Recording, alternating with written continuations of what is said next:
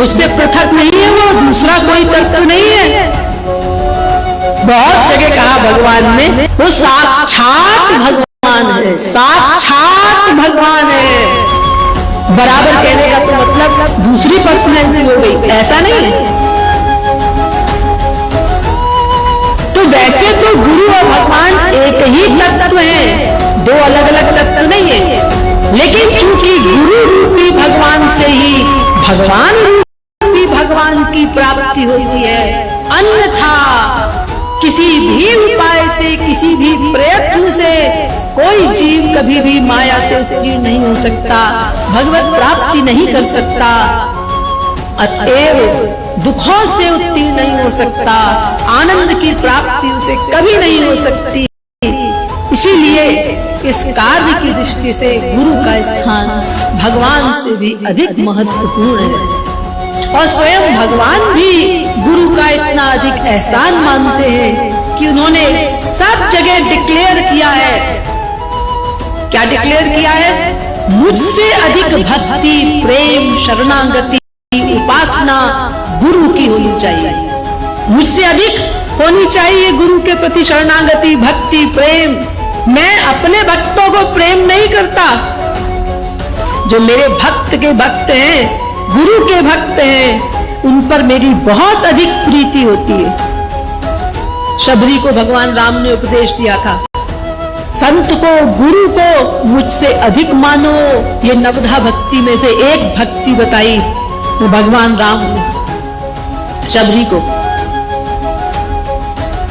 स्वयं भगवान इतना एहसान मानते हैं। हे पार्थ अर्जुन, जो मेरे भक्त हैं वो मेरे असली भक्त नहीं है, जो मेरे भक्त गुरु के भक्त हैं वो मेरे असली भक्त हैं, सबसे ऊंचे भक्त हैं, उनको मैं सबसे अधिक प्यार करता हूं। इसीलिए एक महापुरुष हुई है देवद्युति, उन्होंने तो भगवान को इस आधार पर चैलेंज कर दिया था, मेरी जितनी भक्ति भगवान में है, अगर उससे अधिक भक्ति मेरी अपने गुरु में हो तो इस सत्य के प्रभाव से हे श्री कृष्ण आप मुझे दर्शन दें। और भगवान तुरंत प्रकट हो गए। बुरा नहीं कहा, माना उन्होंने कि मुझसे अधिक गुरु की भक्ति करती है, मैं काहे को दूं दर्शन। अरे वो इतने प्रसन्न कि तुरंत प्रकट हो गए। हाँ, लेकिन वो वास्तव में थी भक्ति, इसीलिए प्रकट हो गए। ऐसा नहीं कि आप जबान से बोले और भगवान बेवकूफ बन जाएंगे और प्रकट हो जाएंगे। वो फैक्ट में होनी चाहिए, गुरु की भक्ति भगवान से भी अधिक, और न भगवान से अधिक हो, गुरु और भगवान को एक मान करके हमको भक्ति करनी।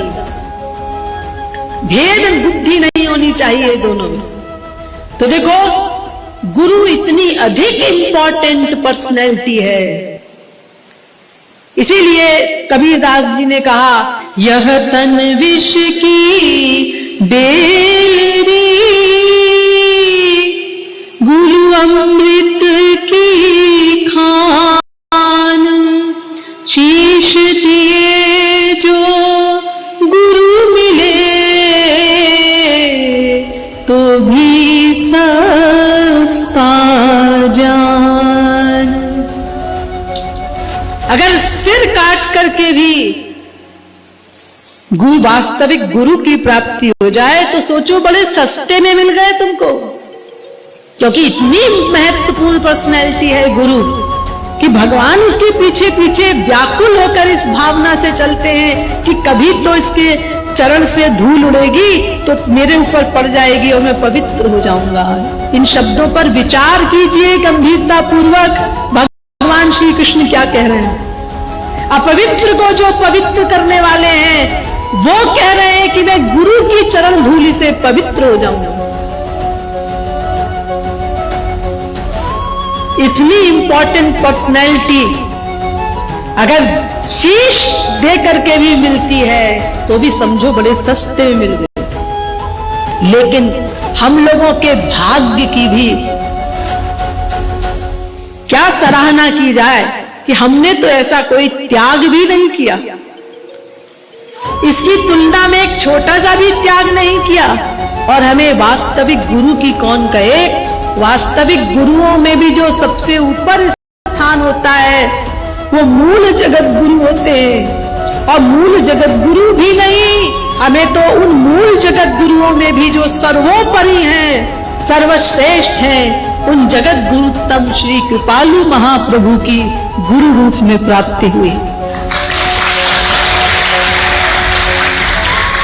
लेकिन हम बहुत दुर्भाग्यशाली भी हैं, क्योंकि हमने ऐसे गुरु को प्राप्त करके भी उनकी कीमत नहीं समझी, उनका मूल्य नहीं समझा,